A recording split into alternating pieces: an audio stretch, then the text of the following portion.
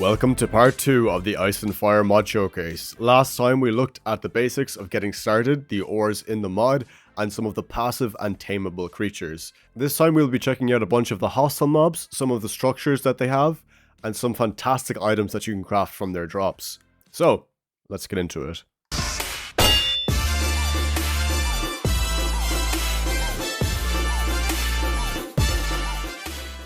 The first hostile mob we'll be looking at is the siren. Sirens are dangerous coastal seductresses that sit on seaside rocky islands and sing enchanting songs that could potentially spell doom for sailors. Initially, sirens resemble gorgeous, humanoid creatures with the tail of a fish and the head of a beautiful girl. In this form, they are known as mermaids. However, when attacking, they drop their beautiful form, becoming a terrible monstrosity. In this form, they are known as nagas. Sirens can be located on top of siren islands, small rocky islands which spawn randomly in ocean biomes. Upon death, sirens can drop 1 to 5 shiny scales, 0 to 3 prismarine shards, 1 to 5 prismarine crystals, and they have a 2.5% chance to drop a siren tear. With 7 shiny scales, 1 siren tear, and a dragon bone flute, the siren flute can be crafted, and this weapon will make targets fall in love for 10 seconds. These targets will not attack you while they are in love. If a player gets within sight radius of a siren while it is singing, their screen will turn pink, they will be enveloped by hallucinations of mermaids and hearts, and they will start uncontrollably gravitating towards the siren.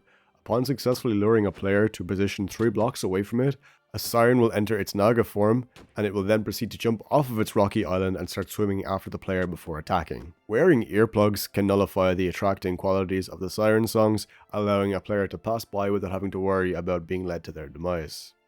Ghosts are wrathful spirits that haunt their burial places at night and relentlessly harass interlopers. Ghosts can be found in graveyards. These are small gated burial areas which spawn randomly in all biomes. They will rise out of the graveyard soil during the night, and they will spawn when a cursed chest hidden in a small catacomb is opened. Additionally, they can spawn when a player is killed by another player. Upon death, ghosts will drop 0 to 1 pieces of ectoplasm, and they have a 2.5% chance to spawn 1 phantasmal ingot. Only ghosts that spawn from graveyard soil drop these items upon death. Ghosts are able to fly through walls when moving about and chasing foes. As well as this, they are immune to most forms of damage, and only silver weapons and the phantasmal blade can deal damage to them. The phantasmal blade can be crafted using phantasmal ingots. When exposed to broad daylight, ghosts will enter a dormant state, and upon doing so, they will stop glowing and slowly fade into invisibility. They will become immune to all forms of damage, even from silver weapons and the phantasmal blade. However, during the night, they'll become active again. Mausoleums are dark complexes made of impenetrable dreadstone that generate in cold biomes. Their dreadwood doors can only be unlocked with a Gravemaster's key. This can be obtained by killing a dreadlich. The dreadlich spawns randomly in snowy tundra biomes at nighttime. All dread mobs will drop 0 to 2 dread shards upon their death. The dreadlich will also drop 0 to 2 bones and has a 10% chance of dropping the Gravemaster's key, with a small chance to drop the staff that shoots icy orbs. Dreadliches can summon minions either by casting a summoning spell or by killing specific mobs and converting them into their army. Thralls are weak, slow-moving skeletons that serve as the lich's most basic combat unit and spawn from skeletons killed by the liches. Ghouls are fast-moving zombies that spawn from most humanoid creatures killed by the liches. Beasts are wolf-like monsters that spawn from most animals killed by the liches. Scuttlers are spider-like monsters that spawn from the arthropods killed by the liches. Dread Knights are heavily armoured undead knights that serve as the lich's bodyguards, which can also spawn on horses. The mausoleum itself is packed with spawners of all kinds and crawling full of the undead army. There are chests spaced around which can often contain manuscript pages and sapphires. If you can battle to the centre of the structure, there is a foundation for an ice dragon forge. This is extremely useful if you have a pet ice dragon, and we'll take a look at that more closely when we look at dragons. Look at this graph! A large amount of you who watch my videos aren't subscribed, so if you do enjoy the video and you want to help me out, please do click that nice red subscribe button down below. It's totally free, and you can always unsubscribe later if you want. Cockatrices are nightmarish chicken-like beasts that skulk in savannas and sap the life out of anything that looks at them with an intense stare. Baby cockatrices can be hatched by throwing a rotten egg. Upon death, cockatrices will drop 0 to 3 feathers, 1 to 3 pieces of raw chicken, 1 to 3 pieces of cooked chicken, 0 to 2 wither bones, and there's a 2.5% chance they will drop 1 cockatrice eye and 1 cockatrice skull.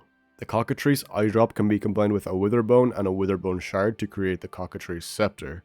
This weapon will wither its targets. If a cockatrice is looking directly at a player and the player has their crosshair on it, it will fire a beam from its eyes that inflicts slowness, nausea 2, and wither 3 for as long as they are looking at it. Wearing a blindfold will render a player immune to the cockatrice's stare. However, in response to this, the cockatrice will directly attack the player instead. In order to tame a cockatrice, one must survive looking it in the eyes for long enough before it breaks and starts to serve its superior. A viable strategy would be to stare at it for a few seconds, turn away to heal, and repeat. Feeding a tamed cockatrice seeds will heal it, as can dropping rotten flesh on the ground for it to eat. Baby cockatrices hatched from a rotten egg are automatically tamed and take 20 minutes to reach adulthood. Stymphalian birds are bloodthirsty, carnivorous birds that fly above swampy environments and fire metallic feathers at their prey. They have the general appearance of a bird of prey with massive feathery wings, powerful legs, and talon-tipped toes on each foot. Upon death, Stymphalian birds will drop 2 to 6 Stymphalian bird feathers, 0 to 4 iron ingots, 0 to 4 iron nuggets, 0 to 4 copper ingots, 0 to 4 copper nuggets, and there's a 2.5% chance for them to drop 1 Stymphalian bird skull. Crafting 8 feathers around a string will create a feather bundle, and this weapon will launch feathers in all directions around its user. Stymphalian birds spawn in groups of 3 to 20 and are naturally hostile towards players, villagers, and animals. They can spot targets from 64 blocks away. Once a player kills 1 Stymphalian bird, the rest will flee away from the usurper, oftentimes taking flight to achieve it. Deathworms are desert-dwelling worms that burrow through the sands and eat anything they come across. They are giant segmented worms with a serpentine physique. Upon death, deathworms will drop 0 to 2 pieces of deathworm chitin, 0 to 2 pieces of rotten flesh, 0 to 1 deathworm egg, and they have a 2.5% chance to drop 1 deathworm tongue. Deathworm chitins can be used to craft deathworm chitin armor and the deathworm gauntlet. To craft a gauntlet, you need 5 deathworm chitins, an iron chain, a deathworm tongue, and it lashes its target with its tongue for 3 damage and pulls the target towards the player. When attacking, deathworms will usually lunge out of the sand and extend their beaked tongue to snap at its prey. If a block of TNT is dropped near a deathworm, it will eat the TNT and then explode and die a few seconds later. If the player has 2 fishing rods in their hands, one in the offhand, one in the main hand, they will be capable of mounting a deathworm. Myrmex are cantankerous arthropods that dwell in underground hives and maintain an elaborate caste system. They resemble giant insects with hard chitinous armor, 3 pairs of walking legs, a moderate-sized thorax, a moderate-sized head with large yellow eyes, large mandibles, and a large bulbous abdomen ending in a sharp stinger. Myrmex can be located in Myrmex hives, vast labyrinth underground nests that are made of resin and bioluminescence, and they can be found in desert and jungle biomes. They come in 5 different variants. Workers are the laborers of the hive and will often leave the hive to forage for food, harvest leaves for saplings, and more, right before bringing it back to the hive. Soldiers serve as the workers' bodyguards. They follow them around and protect them from any nearby threats. Sentinels serve as the hive's covert operation units and are the deadliest of all of the Myrmex castes. They will stay near the entrance of the hive, assuming an ambush posture and camouflaging with the block that makes up their environment. Once a prey or intruder gets near, it will spring into action and relentlessly attack its target. Royals are the hive's means of reproduction. Upon leaving the hive, they will take to the skies and start flying around in search of a mate. They will not go after any nearby players unless aggravated. Once 2 royals find each other, they will start emitting heart particles and will proceed to quickly fly into each other and fall to the ground and start mating. Once this process is over, one of the royals immediately dies while the other becomes a queen and digs into the ground, spawning a new colony. Queen is the matriarch of the hive, as well as its sole reproductive member. She will usually walk around in the single giant room she inhabits, constantly laying eggs that hatch into larvae. Usually there will only be 1 queen in a hive, and without her, reproduction will stop, and the other members of the hive will stop working as efficiently as they usually do, leaving them vulnerable. And thus, if you kill the queen, the entire colony will crumble. Upon death, Myrmex drop Myrmex chitin, Myrmex resin chunks, and Myrmex stingers. All Myrmex will attack intruders by biting them and poisoning them with their stingers. Reputation is a very important thing when dealing with Myrmex. Since Myrmex are hostile at first, the only action a player can take to raise their reputation within a Myrmex hive is to throw a resin chunk near a worker.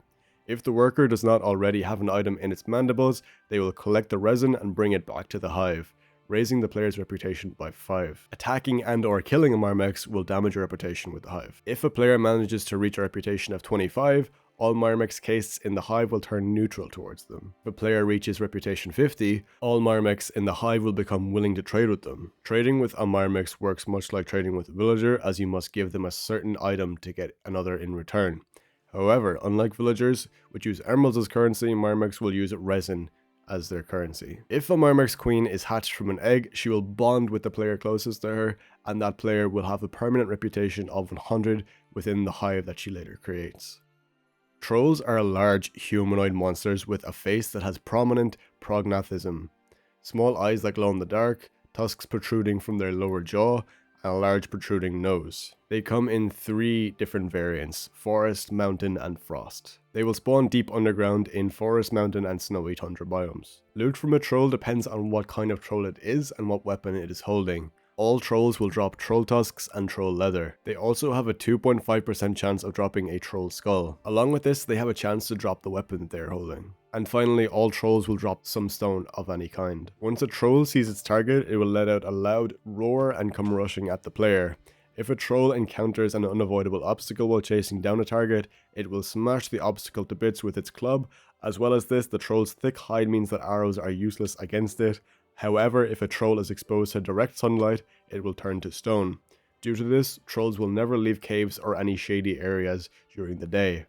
And that will do it for part 2 of the showcase. Next time we will be looking at the boss mobs of the mod, as well as finally diving into the dragons. Thank you for watching, and I'll see you in part 3. Take care.